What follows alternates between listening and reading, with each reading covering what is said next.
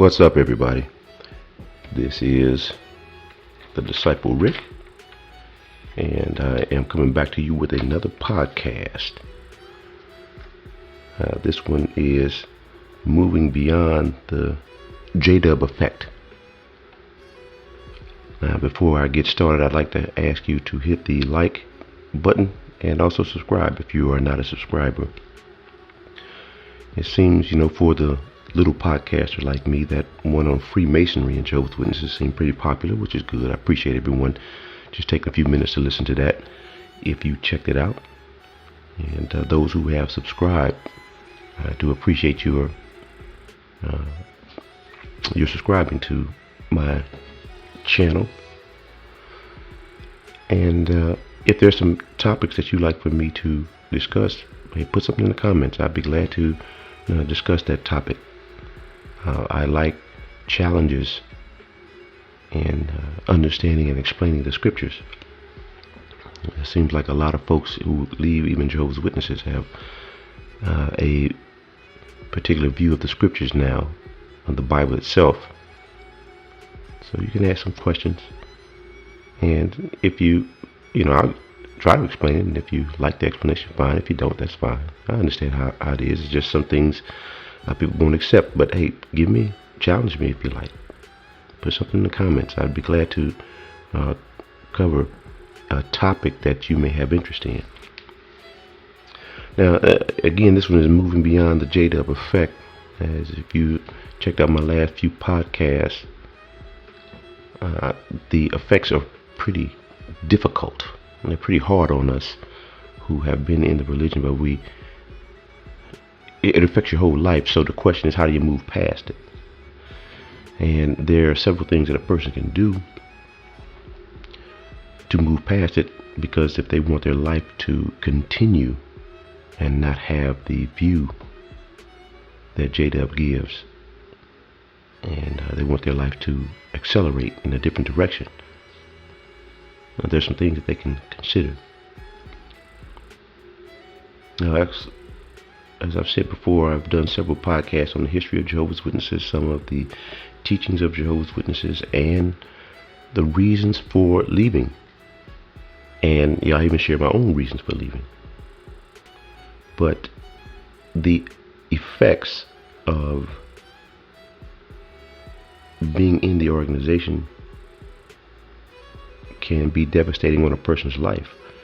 There are some who have had traumatic events that happened to them while in the organization, and it may take time to recover or to learn to cope and manage the feelings and effects that have come from the traumatic events. But for the most part, I will say that the majority of us who leave, we didn't have those traumatic experiences.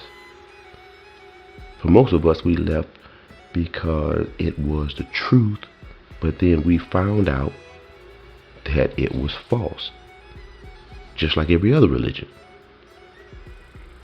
And that indoctrination of the truth. It's like, I've seen where people still call it the truth. They're newly out and they still call it the truth. I remember I was in a discussion with my dad some years ago. He and I both had left, and he said the term the truth. It's just so indoctrinated. He didn't grow up as a Jehovah's Witness, but it's just so indoctrinated in us that this religion is the truth, that we call it and term it the truth. It's hard to let that go when you find out that it's false. And then, not to mention the high restrictiveness and that cult-like indoctrination. See, so all of that is put into us, and then that can limit us after we leave. So it takes time to get all that indoctrination out of our system. But you have to be balanced to keep your life from going off the rails. Some people have just ran from it without consideration of the effects of it, and they try to escape it, and they go so far off the rails that they have a difficult life. And now they have to recover not only from being a Jehovah's Witness, but then they have to recover from being an anti-Jehovah's Witness, because the lifestyle that they've chosen has been very difficult on them. So like I said, it takes time to get that. Some people, really, I've listened to people who've been out 10, 15, 20, 30 years, 30 years and they're still complaining about the organization. 20 years and they're still complaining about the organization. And I wonder, well, what's the necessity in that? I mean, it's their experience, but still, why that long? You've been out so long that the teachings have changed. I mean, I've been out almost 7 years, and a lot has changed even since I've been out. You know, they get their new light information every year, and they made some more changes. I don't try to keep up with the changes, but you just know they're making changes. You hear things or you read things for some changes that they make. Yeah, and to a degree, I am still interested. I won't lie about that. But anyway, I'm getting back to this. When I've noticed something that over the last probably, let's say, 20 years, that those who were in the public schools, that they have been taught a curriculum that is hostile to religion, that religions that are deity centered. What I mean is that they have a God that they, especially a Christian God, that they worship, and that curriculum in the public schools is anti-deity, anti-Christian God. But a lot of times people don't realize, you know, when they are taught that, a lot of young people are taught that they're still taught a religion. Atheism or evolution is a religion itself. I mean, it's they don't like to say that. Atheists don't like to think that they are in a religion, but they are in a religion because the believers in atheism are devoted to it, just like a believer in religion is devoted to it. And they will go and proselytize it. They will tell you how wrong your religion is and how much better atheism is. You know, not believing in God. They'll tell you that it's not religion, but yet they have faith in it. They have faith in atheism. They have faith in evolution. I mean, really stop and think about it for a minute. Do you know how much faith it takes to believe that the physical universe and all life on Earth got started by a series of accidents that happened over millions or billions of years? That takes faith. You can't reproduce that. You never see it. But it takes faith to believe in it. So you need to have faith to believe in evolution, just like you have to have faith to believe in a creator. It takes more faith to believe in evolution than it takes to believe in a creator. But this is the teachings that have been pushed in public schools. And one thing about Jehovah's Witnesses is that they never counteracted it. See, for instance, look, the Jews, the Catholics, the Lutherans, the Jesuits, see, they all started schools for their people. They're private schools, but they started schools to make sure that their religious doctrines are pushed and emphasized, and that their belief in God, the way they shape it, is emphasized. But J-Dub never did that. So they're losing a lot of the young people, their children. They have been over the years, and they're still losing a lot of their young people. So that's the thing about it. Well, I said this in a previous podcast. How are they a wise slave? Faithful and discreet, or faithful and wise slave? I don't see any wisdom in these men. Really. They haven't done things that are very wise. They haven't handled things in a wise way. See, because in reality, Jehovah's Witnesses knew, even back, if you go back to Ray France in his book, and that's in the 1980s, they knew that the door-to-door ministry, that recruitment, never worked. So they would send us out, and it was rare that you would actually get someone in the field to become a Jehovah's Witness. So now you're not getting people by recruiting, and then you're losing your young people, especially your young men. Wouldn't make sense if you want leadership in the organization, if you're only going to use men as elders? Wouldn't it make sense that you would have schools for the young people to where parents could, put their kids in to learn and emphasize J-Dub doctrine and go about life? Like I said, they're not that wise. See, they did that back in the 40s when the kids were getting kicked out of school during World War II, but then they stopped it. Okay, no investment in your witness families. I think in the West, I think they're losing people constantly. Now in other countries, they may be gaining, like in Africa, they may be gaining, other continents, I should say. They may be gaining more people. Maybe in South America, they're gaining folks, but in the West, no, they're losing folks. So anyway, my point is that people can leave the religion without having faith in God, but will put faith in evolution, or they'll leave and they don't know what to believe. And when you think about how J-Dub was, Christ was so obscure, you can leave without seeing the value of even being a follower of Christ. So even though they call themselves Christians, the religion does. But then you don't know anything about Jesus Christ. Nor do we see the value in it, because the value was always placed on Jehovah. Very little on Jesus. Now, of course, look, I'm a Christian. I left Jehovah's Witnesses and I remained a Christian. I've got deeper into understanding what being a Christian means. And so I'm always going to recommend that you become a Christian. But I'll tell you, as much as I've studied the Bible when I was in Jehovah's Witnesses, and as much as we use the Bible in Jehovah's Witnesses, I got to tell you that we haven't even scratched the surface on what's actually in the Bible. That indoctrination that they put into us gives us a particular worldview. I just call it the J-Dub worldview. And the more that you read and study, the more that you find out that you have to change your worldview.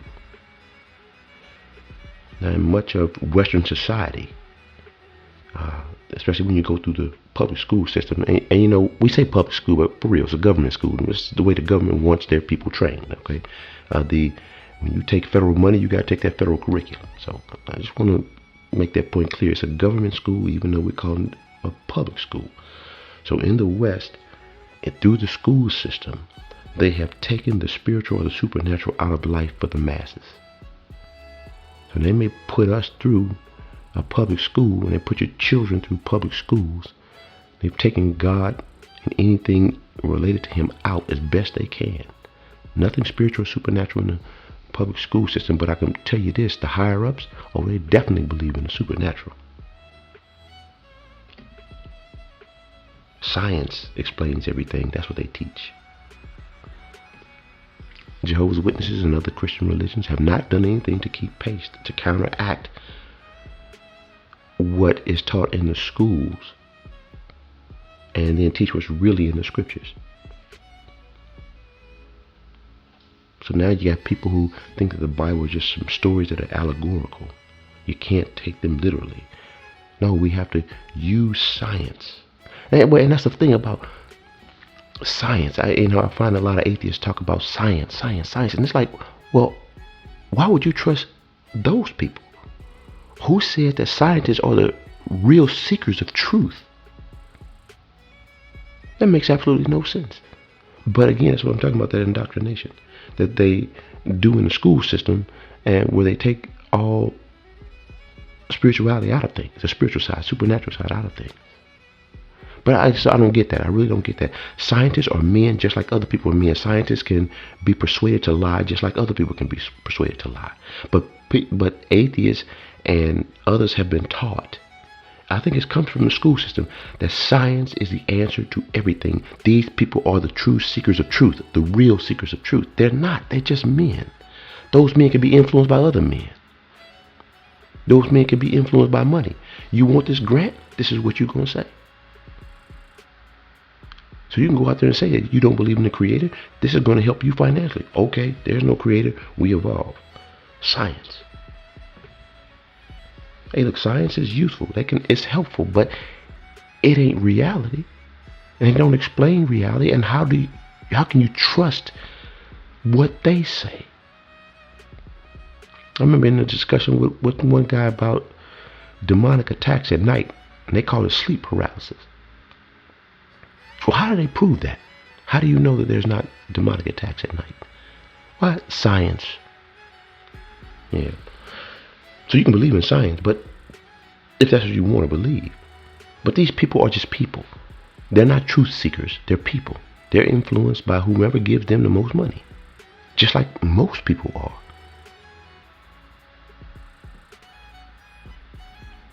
So in the end, though, whether you believe in God, believe in Christ, or you believe in evolution, in the end, do you realize that people will believe in something? Everybody believes in something. Even if they say they don't believe in God, they believe then in evolution. They believe that that's how life got here. Everybody has a worldview. You're going to trust somebody. Now look, I'm going to mention this here. When I say faith and trust in the scriptures are two different things. So I'm looking at it from that point of view. Faith is something that what you believe, but trust is something you build your life around. So people have a worldview, someone or something they have faith in, something they trust, and they build their life around that, and that's their worldview. I've talked to people who were ex-J-Dubs, and it was just funny where one, I can tell it was a young lady, one young lady said that she hates the Bible. Basically, she was saying she hates the Bible and the patriarchy that was ended in, and I just said to myself, I said, the patriarchy, where did that view come from? She got that view from somebody. She didn't get that from the scriptures. Somebody gave her a worldview. And that's how she is going to proceed with her life. The hatred of the patriarchy and anything associated with it. So the Bible's one thing and everything else, whatever. I talked to one guy. We had just kind of like just a little back and forth banter, not a whole lot. He said something, and I just kind of snapped back at him. Like, hey, don't prejudge the situation. How about you ask me? Don't assume. And I got to give it to him. He kind of pulled back like, hey, man, I didn't mean to offend you, but this is what, let me ask you then, how is your view of this particular situation? What it was, he wanted to know my view of the 70,000 that the angel of Jehovah killed by David's census sin.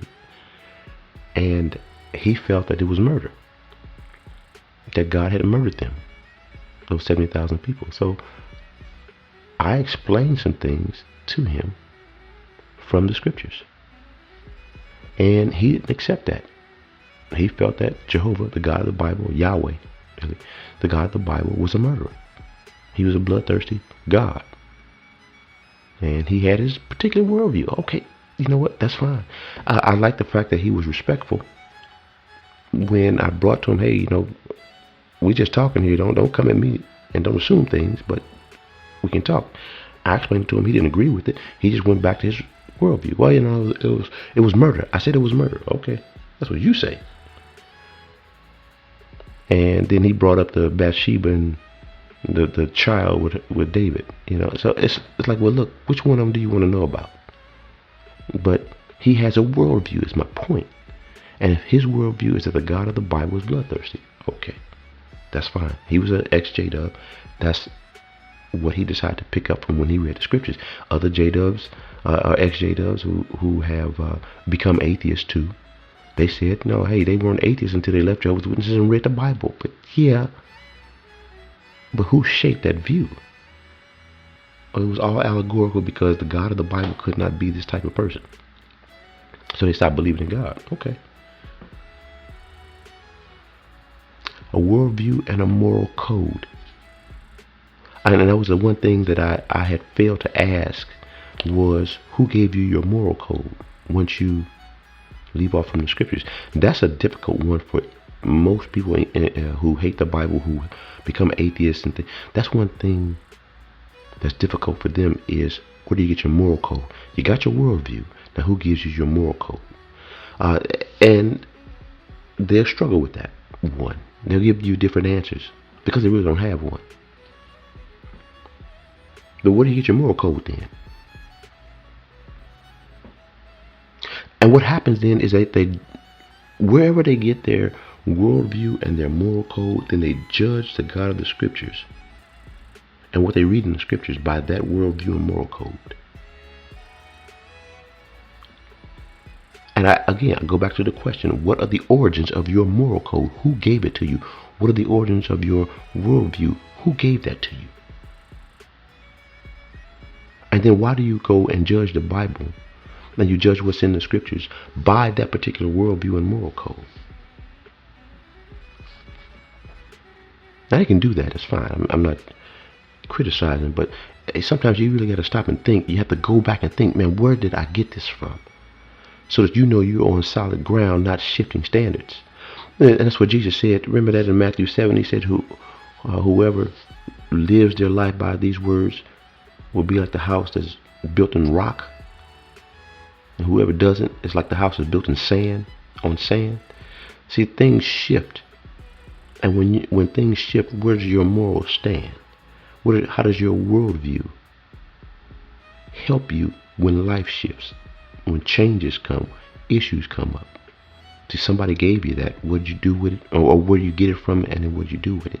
And that moral view, that moral code and that world view that people adopt when they read the scriptures, that causes them to miss the extraordinary worldview that was in the scriptures and what people in the past, not just the Israelites, but what people in the past really saw.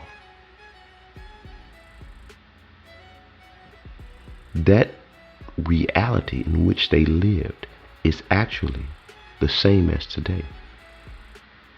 Okay, so just from this perspective, the Bible says, Jesus says that just as in the days of Noah, so will the days of the Son of Man be. Does anyone actually know what happened in the days of Noah? And really, when Jesus said the days of Noah, Noah lived 965 years. So there was a pre-flood Noah, then there was a post-flood Noah. And post-flood Noah got to see some things too. And Jesus said, just as in the days of Noah, so the presence of the Son of Man will be, or the coming of the Son of Man, however you want to say it. So people had a worldview and they wrote about it back then. And there are a lot of things, because they were preserved in stone, cuneiform. There's a lot of things from back then that give us the worldview that they had. And it hasn't changed. It's just that it's been obscured from us.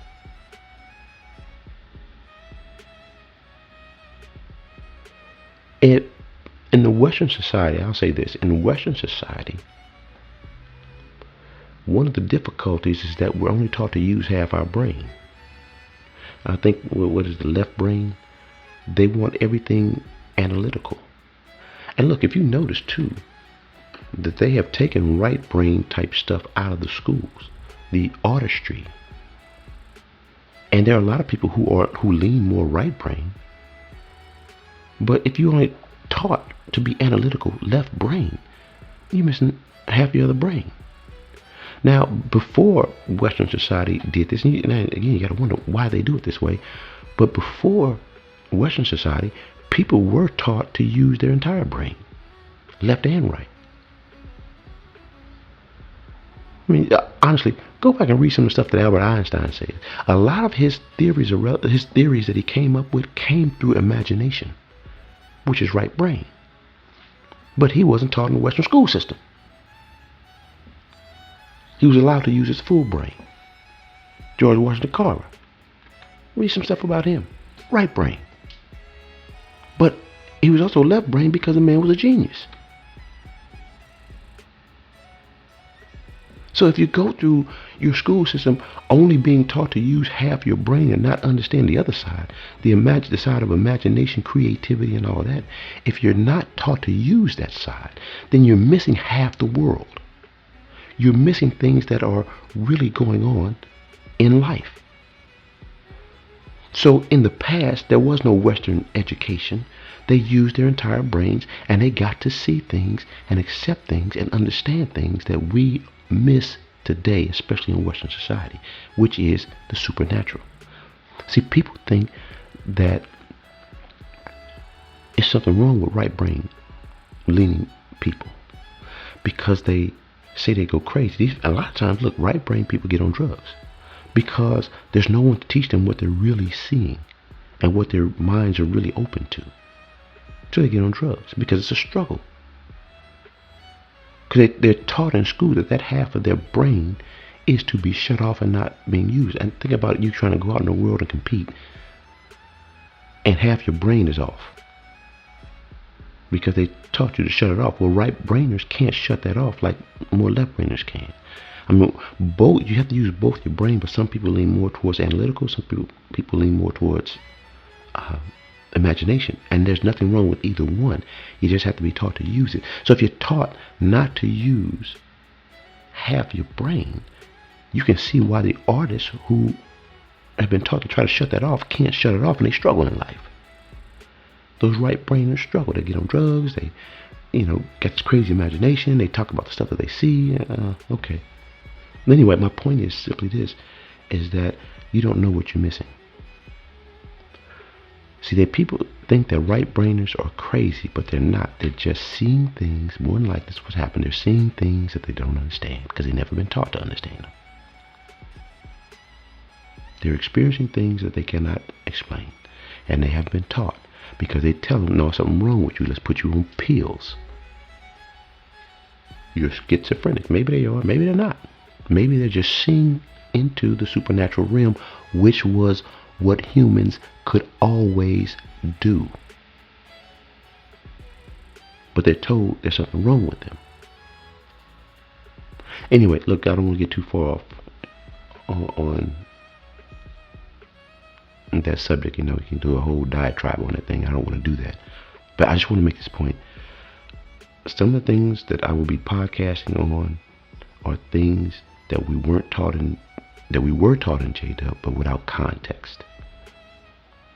And the context that they saw back then and what they understood back then when they wrote the scriptures, those are things that we should understand as realities for today.